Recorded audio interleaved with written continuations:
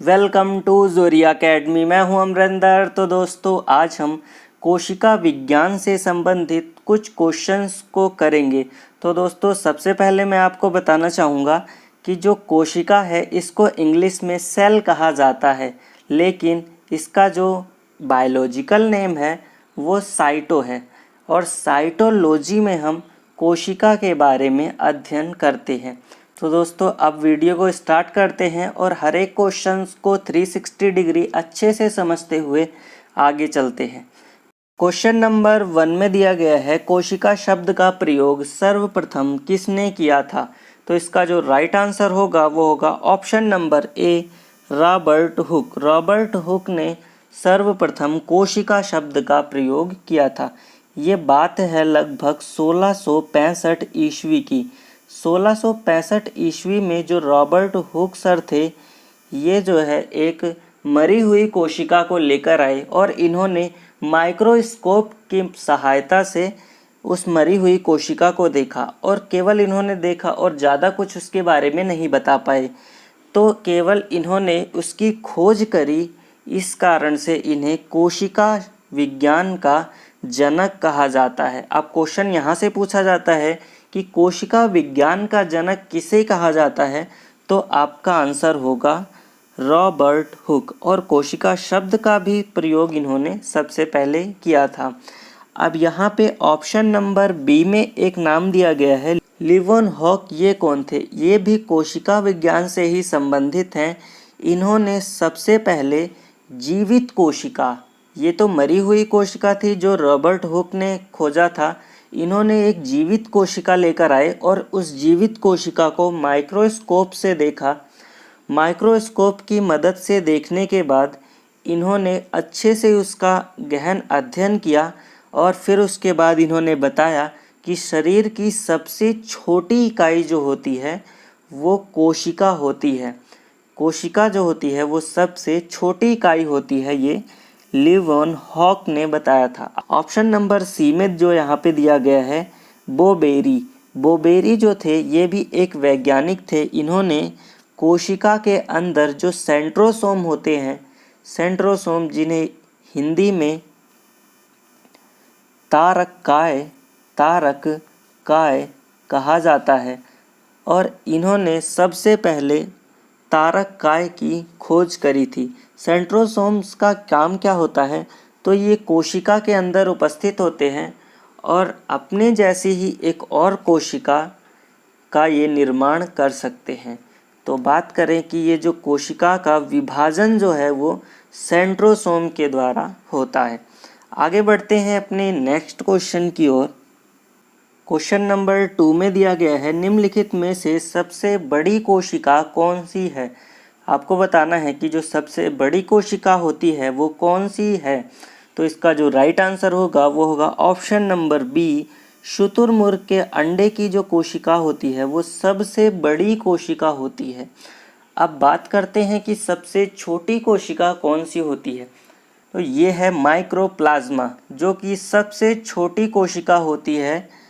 और सबसे लंबी कोशिका जो हमारे शरीर में न्यूरॉन कोशिकाएं होती हैं, वो सबसे लंबी कोशिका होती है। अगर मैं मानव की बात करूं, ह्यूमन बॉडी की, तो ह्यूमन बॉडी में जो पुरुषों का स्पर्म होता है, स्पर्म की जो कोशिका होती है वो सबसे छोटी कोशिका होती है मानव शरीर में। और सबसे बड़ी कोशिका जो महिलाएं होती हैं, महिलाओं की अंडाणु की जो कोशिका होती है वो सबसे बड़ी कोशिका होती है ह्यूमन बॉडी की। अब बात करते हैं सबसे तेज़ी से कोशिका विभाजन कहाँ होता है और कहाँ पर किस अंग में कोशिका विभाजन नहीं होता। तो जो लीवर होता है, जैसा कि आप देखेंगे, लीवर जिसे हिंदी में यकृत कहते हैं, यकृत की जो कोशिका होती है इनमें कोशिका विभाजन बहुत तेज़ी से होता है। अगर आप इसको चाकू से काट भी देंगे तो ये बहुत जल्दी से कोशिका विभाजन के द्वारा फिर से ठीक हो जाएगा। लेकिन जो ब्रेन की न्यूरॉन कोशिका होती हैं, यहाँ पर कोशिका विभाजन नहीं होता। तो इसीलिए कहा जाता है कि जो बाइक चलाते हैं वो हेलमेट पहन करके बाइक चलाया करें। अगर उनको ब्रेन में चोट लग गई और इस वजह से उनकी न्यूरॉन कोशिका डैमेज हुई तो फिर वो जल्दी से ठीक नहीं हो पाएगी, क्योंकि जो न्यूरॉन कोशिका होती हैं वो अपने जैसी कोशिकाएं नहीं बना पाती हैं ब्रेन में, और इस वजह से कोशिका विभाजन नहीं हो पाता, और इस वजह से जो ब्रेन में चोट लगी है वो जल्दी से ठीक नहीं हो पाती। तो इस वजह से जब भी बाइक चलाएं हेलमेट ज़रूर लगाएं। क्वेश्चन नंबर 3 में दिया गया है, कोशिका का ऊर्जाग्रह किसे कहा जाता है। आपको बताना है कि जो कोशिका का ऊर्जाग्रह होता है वो किसे कहा जाता है। तो ऑप्शन दिए गए हैं, गोल्जी काय, ऑप्शन नंबर बी है न्यूक्लियस, ऑप्शन नंबर सी है माइटोकॉन्ड्रिया, या ऑप्शन नंबर डी राइबोसोम। तो इसका जो राइट आंसर होगा वो होगा option number C mitochondria. Mitochondria को ऊर्जाग्रह या पावर हाउस ऑफ सेल भी कहा जाता है। इसकी खोज की अगर मैं बात करूं तो इसकी खोज जो है वो ऑल्टमैन ने की थी। ऑल्टमैन ने इसकी खोज की थी। यहाँ से एक और क्वेश्चन पूछा जाता है कि जो माइटोकॉन्ड्रिया के आंतरिक परत होती है, उसकी जो अंदर की जो परत होती है उसको क्या कहा जाता है। तो उसको क्रिस्टी कहा जाता है। ये क्वेश्चन भी पूछा जाता है कई बार एग्ज़ाम में। क्रिस्टी माइटोकॉन्ड्रिया के आंतरिक परत को कहा जाता है। माइटोकॉन्ड्रिया का जो कार्य है वो क्या होता है। तो जैसा कि आप जानते होंगे कि जो माइटोकॉन्ड्रिया है ये पावर हाउस है, ये ऊर्जा बनाता है हमारे शरीर में। हमारे जो सभी कोशिकाएं हैं उनमें माइटोकॉन्ड्रिया उपस्थित होता है, और ये क्रेब्स की प्रक्रिया के द्वारा क्रेब्स होता है उसकी प्रक्रिया के द्वारा ये ग्लूकोज को ऊर्जा में बदल देता है। ये ग्लूकोज को ऊर्जा में चेंज कर देता है, और उसको ही कहते हैं क्रेब्स की प्रक्रिया। ये माइटोकॉन्ड्रिया के द्वारा की जाती है। तो दोस्तों आगे बढ़ते हैं अपने नेक्स्ट क्वेश्चन की ओर। क्वेश्चन नंबर 4 में दिया गया है, निम्नलिखित में से कौन सबसे बड़ा कोशिकांग है। ऑप्शन है गुणसूत्र, माइटोकॉन्ड्रिया, प्लास्टिड या गोल्जी काय। तो इसका जो राइट आंसर होगा वो होगा option number C plastid. Plastid जो होता है वो कोशिका का सबसे बड़ा अंग होता है। आपने देखा होगा कि जो प्लास्टिड होते हैं ये केवल जो होते हैं वो पादप कोशिकाओं में मौजूद होते हैं। इसको हिंदी में लवक कहते हैं। लवक इसको कहा जाता है प्लास्टिड को। अब बात करते हैं कि सबसे छोटा जो कोशिकांग होता है वो क्या होता है। जो सबसे छोटा कोशिकांग होता है, कोशिकांग मतलब कोशिका का अंग। कोशिका के जो अंग होते हैं जैसे ribosome, nucleus, mitochondria, Golgi body, ये सभी कोशिका के अंग हैं, और इनमें से सबसे छोटा जो कोशिकांग होता है उसको राइबोसोम कहते हैं। राइबोसोम जो होता है ये मानव में भी सबसे छोटा होता है, और पादप में भी ये मौजूद होता है, पादप कोशिकाओं में भी, और ये पादप कोशिका का भी सबसे छोटा कोशिकांग होता है। पादप कोशिका का सबसे बड़ा कोशिकांग लवक, जिसे प्लास्टिड कहते हैं, और मानव कोशिका का सबसे छोटा अंग राइबोसोम, और सबसे बड़ा अंग जो होता है वो केंद्रक होता है, जिसे न्यूक्लियस कहते हैं मानव कोशिकाओं में। और जंतु कोशिकाओं का जो आकार होता है वो स्क्वायर शेप में होता है। जैसा कि आप देखेंगे ये कुछ चौकोर की शेप में होता है, और जो एनिमल और जंतु कोशिकाएं होती हैं उनका जो आकार होता है कोशिकाओं का वो गोलाकार होता है। आप जैसा कि फिगर में देख रहे होंगे ये गोलाकार जंतु कोशिका है, और ये जो चौकोर है ये पादप कोशिका है। आगे बढ़ते हैं नेक्स्ट क्वेश्चन की ओर।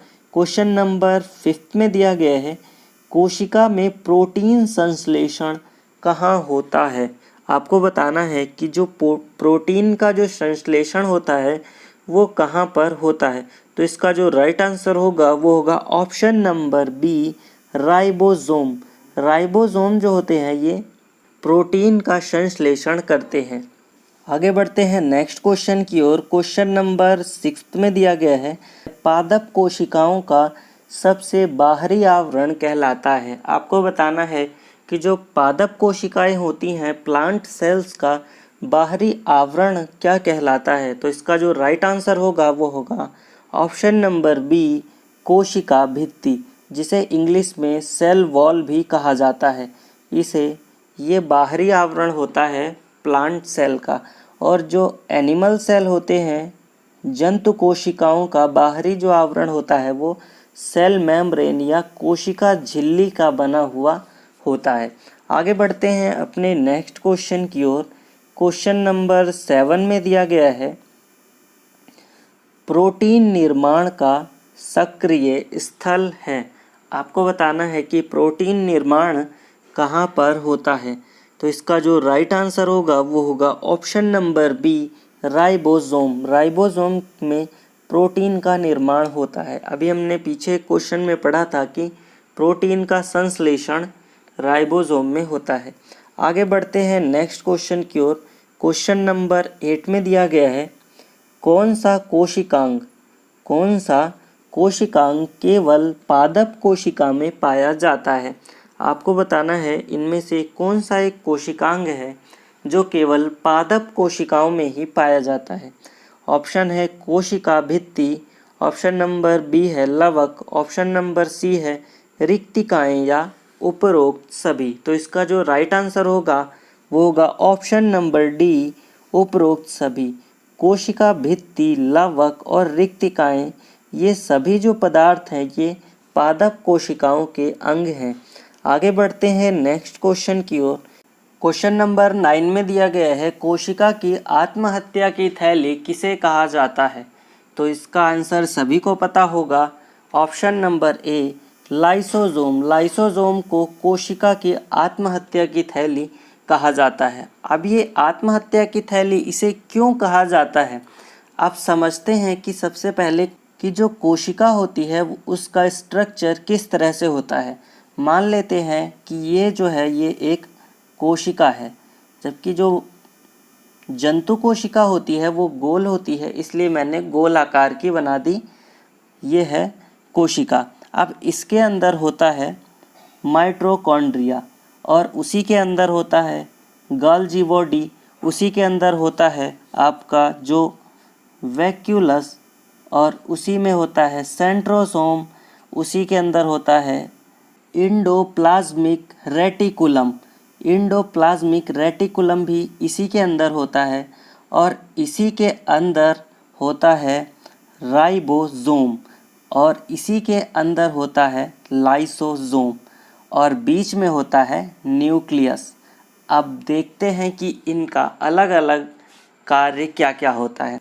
अब सबसे पहले बात करते हैं माइटोकॉन्ड्रिया की। जैसा कि आप देखेंगे ये है माइटोकॉन्ड्रिया। माइटोकॉन्ड्रिया जो होता है इसके बारे में मैंने अभी आपको बताया कि ये ऊर्जा बनाता है, इसका काम है ऊर्जा बनाने का। इसी कारण से इसको पावर हाउस ऑफ सेल भी कहा जाता है। उसके बाद सेकंड नंबर पे आता है गोल्जी बॉडी। आप समझते हैं कि गोल्जी बॉडी का क्या काम होता है। आपने देखा होगा जो शरीर के जो अंग होते हैं, शरीर का अंग जो ज़्यादा इस्तेमाल होता है गोल्जी बॉडी उसमें माइटोकॉन्ड्रिया द्वारा बनाई गई ऊर्जा को भेज देता है। जैसा कि आप देखेंगे, आप जब रनिंग करते हैं तो उस दौरान आपके पैरों को ज़्यादा ऊर्जा की आवश्यकता होती है, तो गोल्जी बॉडी क्या करता है, पूरे शरीर की ऊर्जा को आपके पैरों तक पहुंचाता है। तो ये काम होता है गोल्जी बॉडी का। और उसके बाद जो यहाँ पे थर्ड नंबर पे है इसका नाम होता है वैक्यूलस। जो वैक्यूलस होते हैं इसको हिंदी में रसधानी कहते हैं। इनमें जल स्टोर होता है, इसमें पानी स्टोर होता है। जब आप देखेंगे कि आपने व्रत रखा होगा उस दौरान आपके शरीर में पानी की जो कमी होती है वो कौन पूरा करता है, वो यही वैक्यूलस पूरा करता है आपके शरीर में पानी की कमी को। उसके बाद आता है सेंट्रोसोम। सेंट्रोसोम का क्या काम होता है, जो यहाँ पे सी से मैंने इंडिकेट किया है। जो ये सेंट्रोसोम होते हैं ये कोशिका विभाजन करते हैं, अपने जैसी ही एक और कोशिका बना देते हैं। ये जब हमारी कोई भी कोशिका खराब हो जाती है तो वो विभाजन का काम करते हैं सेंट्रोसोम। यहाँ पे दिया गया है ER, जिसका मतलब होता है एंडोप्लाज्मिक रेटिक्यूलम।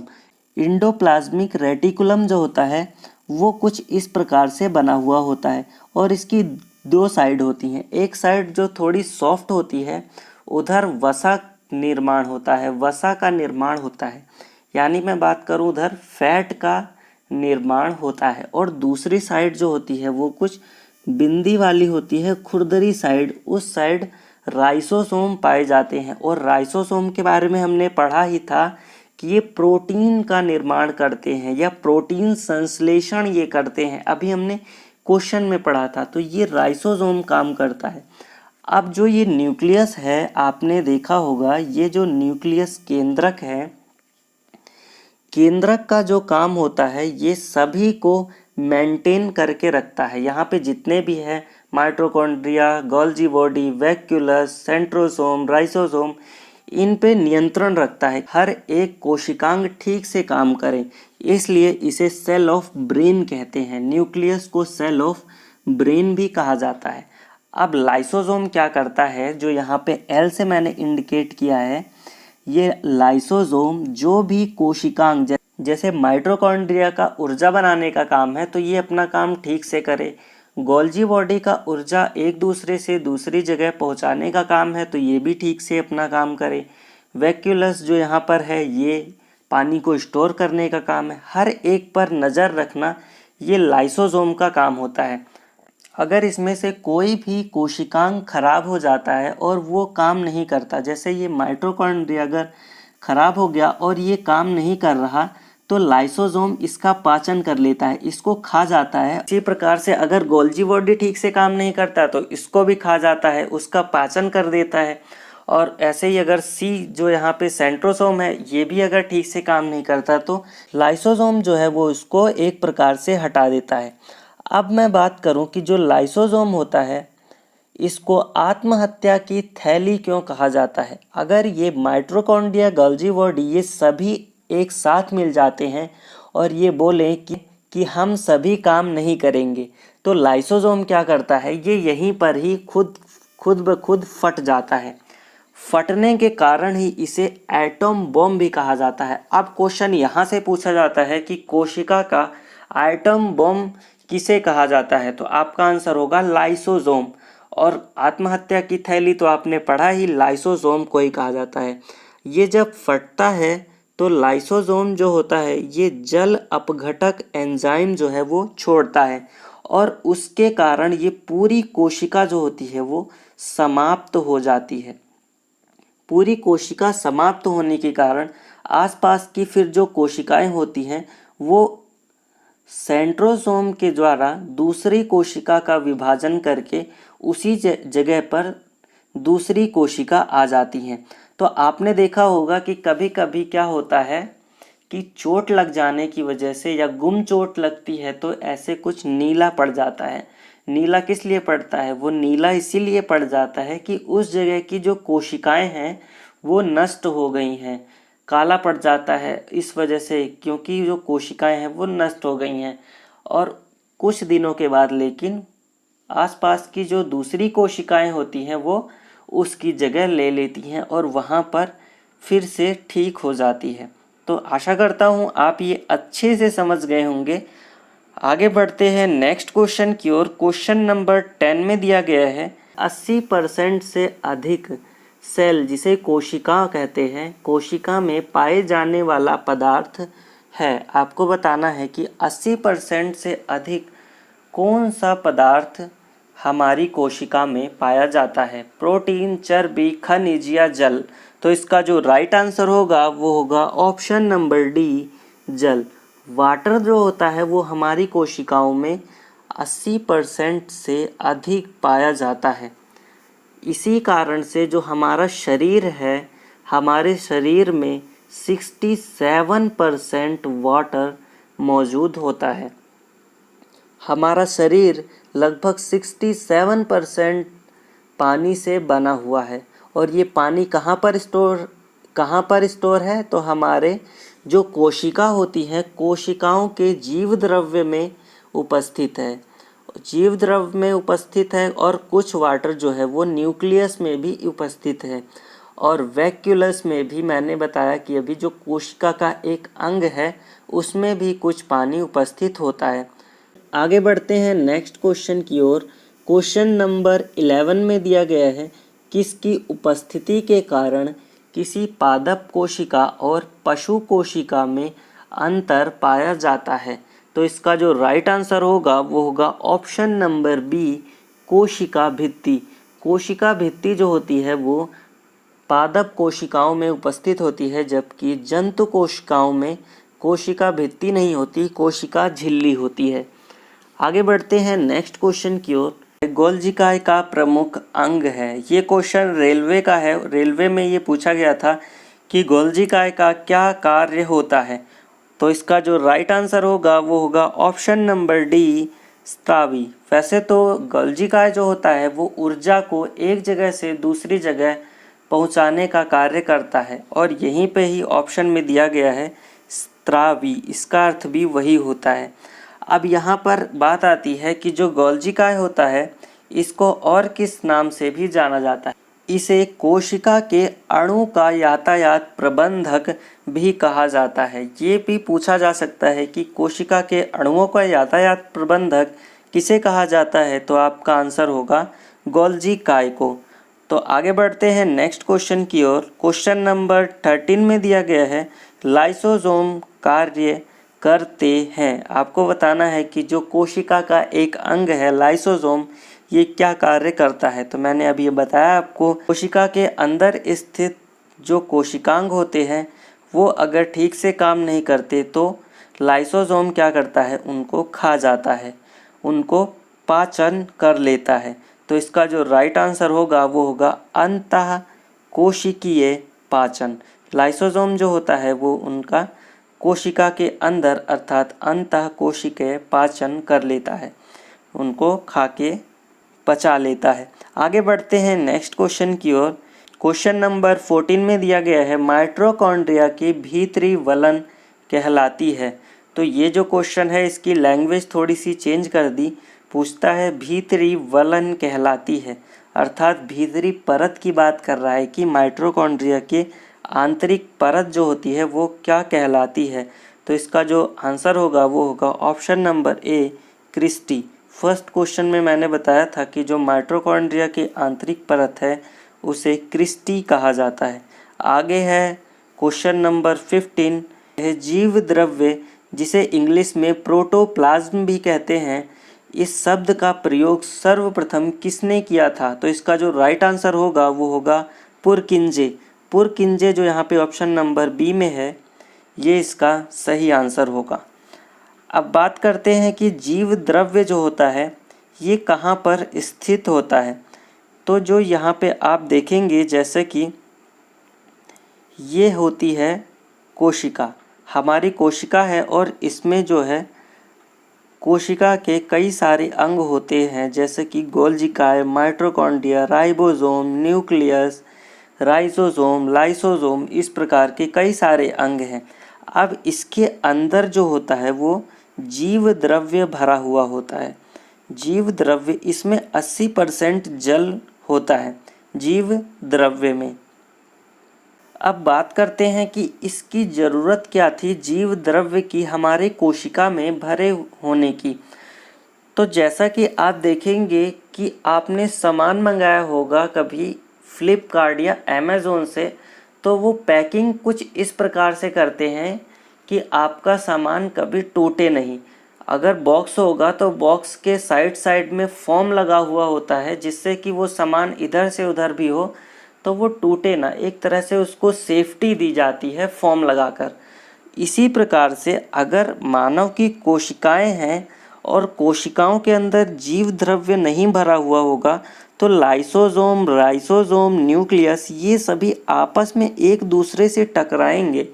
इस वजह से जो जीव द्रव्य है वो इसके अंदर भरा हुआ होता है और ये इसको नियंत्रित रखता है और कोशिका को किसी भी प्रकार की क्षति ना पहुँचे इसमें सहायता प्रदान करता है।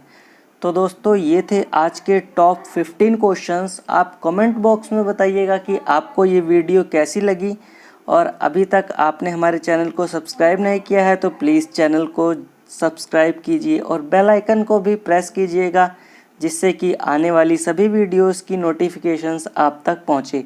जय हिंद, जय भारत दोस्तों।